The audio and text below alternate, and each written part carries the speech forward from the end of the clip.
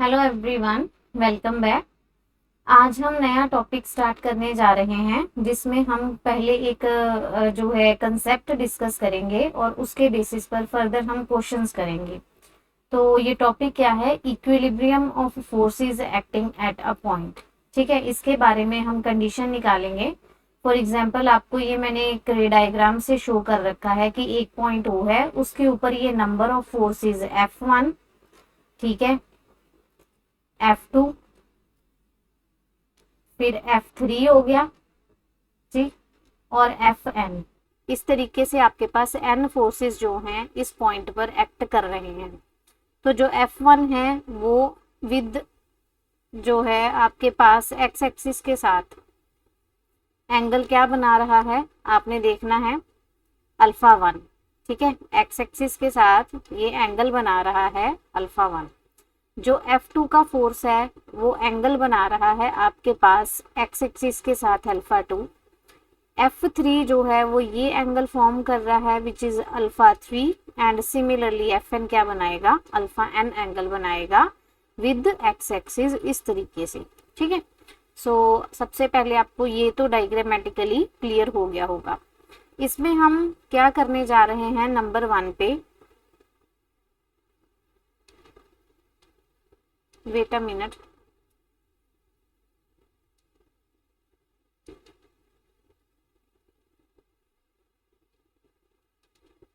अच्छा, सबसे पहले आपके पास ये आर्टिकल है कि resultant of any number of coplanar कॉनकरेंट forces. अब आपके पास क्या है, कुछ नंबर ऑफ फोर्सेस गिवन है F1, F2, F3 so on up to Fn। ठीक है, सारे के सारे कॉनकरेंट फोर्सेस हैं, मींस एक सिंगल पॉइंट O के ऊपर एक्ट कर रहे हैं। कोप्लेनर है मींस एक ही प्लेन में लाई कर रहे हैं। अब इन नंबर ऑफ फोर्सेस का जो रिजल्टेंट है वो कैसे फाइंड आउट करें।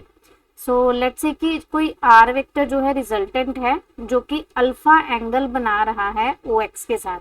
यहाँ मैंने डायग्राम में नहीं शो कर रखा, ठीक है, वो सिंपल अल्फा एंगल बना रहा है विद दी एक्स एक्सिस या ओ एक्स कह सकते हो। ठीक है, अब आपने रिजॉल्व पार्ट थ्योरम की थी, जिसे नहीं याद वो पिछले लेक्चर में जाके देख सकता है। मैंने इस तरीके से आपको समझाया था कि r cos theta is equals to p cos alpha q cos beta. ठीक है, इस डायग्राम से आपको ये प्रीवियस लेक्चर में समझाया गया है, जिसे नहीं याद वो प्रीवियस वीडियो लेक्चर देख सकता है।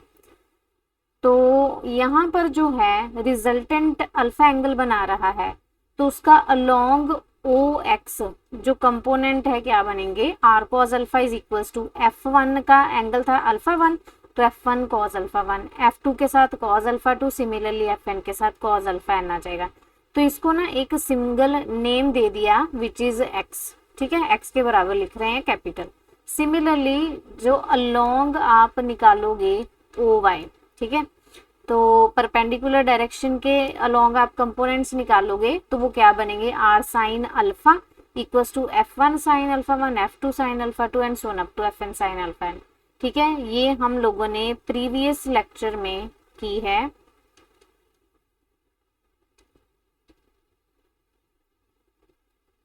Theorem on resolved parts.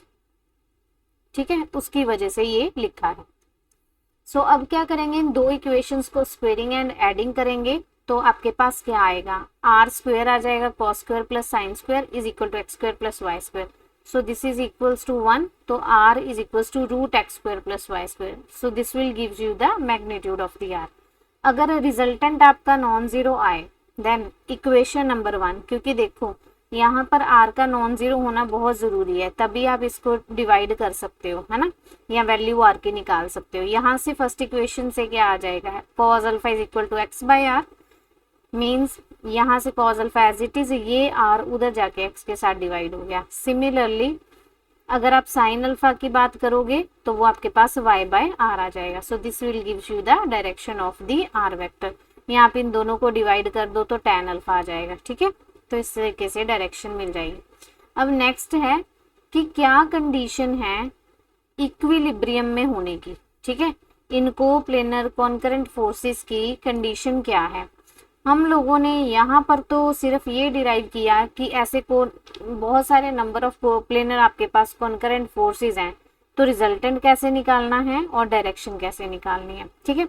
अब डिस्कस करेंगे कि ऐसी कौन सी कंडीशन है, this is very very important, ऐसी कौन सी कंडीशन है जिससे हमें पता चलेगा कि ये सारे के सारे फोर्सेस इक्विलिब्रियम है। तो ये नेसेसरी एंड सफिशिएंट है, means both ways imply condition है। Necessary and sufficient condition for the equilibrium of number of concurrent forces is that the algebraic sum of their resolved parts along any two perpendicular directions। हम लोगों ने ऊपर अभी किया है algebraic sum, ठीक है।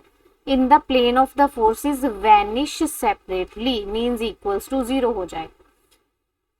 तो कहने का क्या मीनिंग कि अगर रिजल्टेंट 0 हो गया, ऊपर आप लोगों ने ये मैग्नीट्यूड फाइंड किया ना, R square equal to X square plus Y square, तो रिजल्टेंट अगर 0 है तो ये कंपोनेंट्स जो है अलजेब्रिक सम, ये एक्स और वाई किसको रिप्रेजेंट कर रहे थे, यहाँ पर एक्स रिप्रेजेंट कर रहा है अलजेब्रिक सम का अलोंग ओ एक्स, ठीक है, और ये algebraic sum of the components along O Y represent कर रहा है साइन, ठीक। तो यहाँ से अगर r 0 है तो अलजेब्रिक सम सेपरेटली 0 हो गया, अगर अलजेब्रिक सम कन्वर्सली 0 है तो R square equal to X square plus Y square वो 0 हो जाएगा, r 0 हो जाएगा, तो फोर्सेस क्या हो जाएंगे, इक्विलिब्रियम में। तो रिजल्टेंट 0, फोर्सेस आ रही है इक्विलिब्रियम, ठीक, या अलजेब्रिक सम सेपरेटली वेनिशेस, ठीक। ये आपको कंडीशन जो है माइंड में रखनी है। तो दूसरी तरफ से भी है, ठीक है, अगर आपके पास कंपोनेंट्स का सम अलजेब्रिक सम 0 आ रहा है तो रिजल्टेंट भी क्या हो जाएगा, 0 के बराबर आ जाएगा। तो इन बातों को ध्यान में रखते हुए हम क्वेश्चंस करेंगे, लेकिन आज की क्लास में इसके बेस पर हम सिर्फ एक क्वेश्चन करेंगे। फर्दर जो है ये क्वेश्चन जो है अभी सिर्फ फर्स्ट वाले पार्ट के ऊपर है, ठीक है। फर्दर क्वेश्चंस जो है हम नेक्स्ट क्लास में करेंगे। अभी एक सिंगल क्वेश्चन समझते हैं इसके बेसिस पर। कहते 3 forces are of the magnitude, 3 forces हैं जिनका मैग्नीट्यूड आपके पास 5, 10 एंड 13 यूनिट्स दे रखा है। They act in a plane at a point, एक पॉइंट पर ये तीनों फोर्सेस एक्ट कर रहे हैं, act at a point. The angle between any two of their directions being 120, कहते हैं इनमें से कोई भी दो उठाओ, उनमें हमेशा एंगल 120 है। Then find the magnitude and the direction. अब आप ये देखो, आपके पास 3 फोर्सेस हैं, ये मान लो ओ पॉइंट है, एक 5 का फोर्स हो गया, एक आपके पास जो है 10 का हो गया, और दूसरा आपके पास कितने का है, 13 का, ठीक है। लेट मी चेक स्टेटमेंट 13, ये हो गया। अब वो कहता कोई भी दो उठाओ फोर्सेस, उनके बीच में एंगल कितना है, 120 डिग्री का। अब इन दोनों के बीच में भी 120 होगा, लेकिन मुझे क्या करना है, एक्स एक्सिस के साथ एंगल देखना है इसका, ठीक है। तो एक मिनट, जस्ट अ मोमेंट, अगर मैं इसको थोड़ा करेक्ट बनाऊं तो इस तरीके से है ना, ये 5 को रिप्रेजेंट करेगा, ये 10 को, ये 13, अब करेक्ट है। तो अब जो है इसका एंगल एक्स एक्सिस के साथ 120 डिग्री हो जाएगा, ठीक है। दो फोर्सेस उठाए 5 और 10, दोनों के बीच में 120 है। और इसका बताओ, अब इसका जो है अगर मैं एक्स एक्सिस के साथ देखूं तो कितना एंगल बनेगा, इन दोनों के बीच में भी 120 है, 120 प्लस 120 टोटल क्या हो गया, 240। ये 13 का जो एक्स एक्सिस के साथ बनेगा 240 बनेगा। अब आपको मैग्नीट्यूड निकालना है, यानी कि आर की वैल्यू चाहिए, और आपको थीटा डायरेक्शन चाहिए, ठीक है। दोनों देखेंगे कि कैसे निकलते हैं। अगर मैं रिजॉल्व करूं, मैंने लेट्स से कि आर वेक्टर मेरा एक रिजल्टेंट वेक्टर है जो कि थीटा एंगल बना रहा है एक्स एक्स ओ एक्स के साथ, ठीक है। तो यहाँ पर रिजॉल्व करें तो R cos theta along O X में पहले रिजॉल्व कर रही हूँ, तो R sine alpha 5 X axis के साथ 50 डिग्री बना रहा है, तो मैंने 0 लिख दिया, प्लस फिर जो 10 है वो कितना बना रहा है, 120 डिग्री का, वो लिख दिया। 13 कितना बना रहा है, 240 डिग्री का, वो लिख दिया, ठीक है। यहाँ से वैल्यू सॉल्व करते हैं, cos 0 1 होगा, 10 ये आ जाएगा -1/2, और 13 cos 240 ये भी आ जाएगा -1/2। ये अपने आप आपको सॉल्व करना पड़ेगा।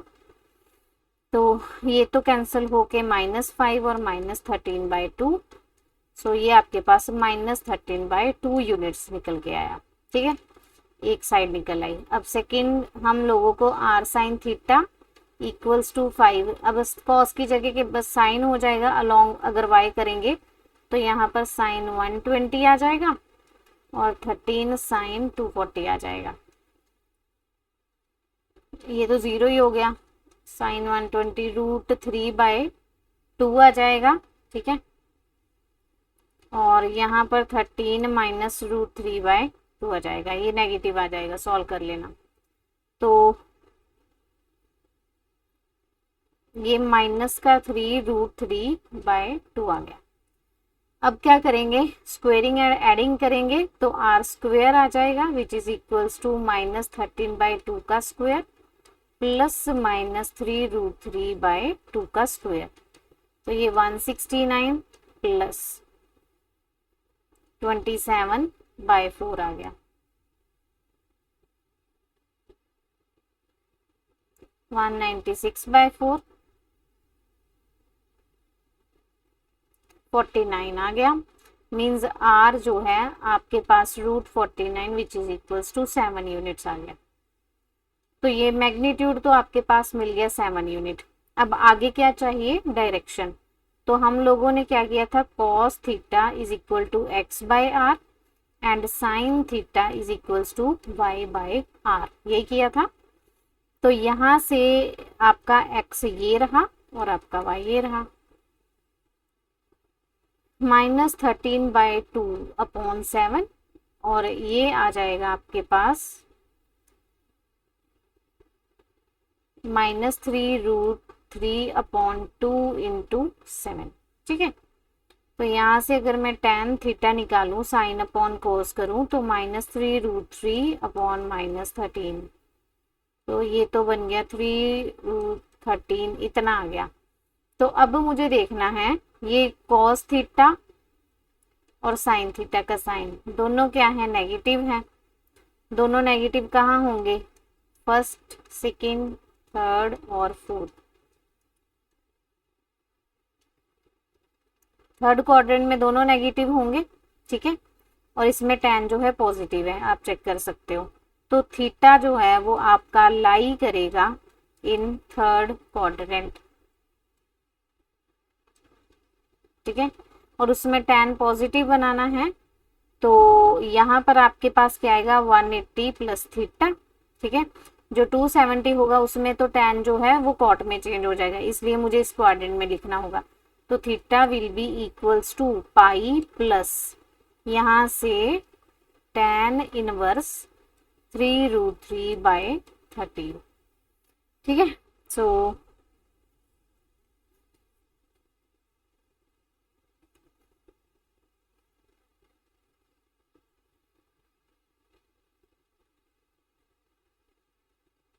वेट अ मिनट, 5√13 क्यों आ रहा है,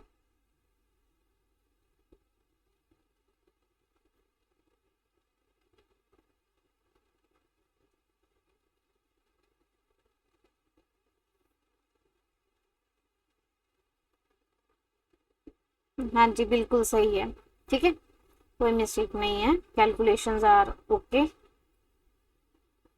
ठीक है। तो इस तरीके से आपको ये क्वेश्चन जो है उसे सॉल्व कर लेना है। पहले हम लोगों ने कंपोनेंट्स निकाले, उसको x और y के बराबर रख लिया, मैग्नीट्यूड निकाला 7 यूनिट्स आया, cos थीटा निकाल लिया, sin थीटा निकाल लिया, डिवीजन किया, tan थीटा आपके पास आ गया, ठीक है। तो उसके बाद फर्दर थीटा जो है थर्ड क्वाड्रेंट में लाई कर रहा है, तो ये आंसर आ गया, ठीक है। So thank you for watching, बाकी हम नेक्स्ट क्लास में डिस्कस करेंगे।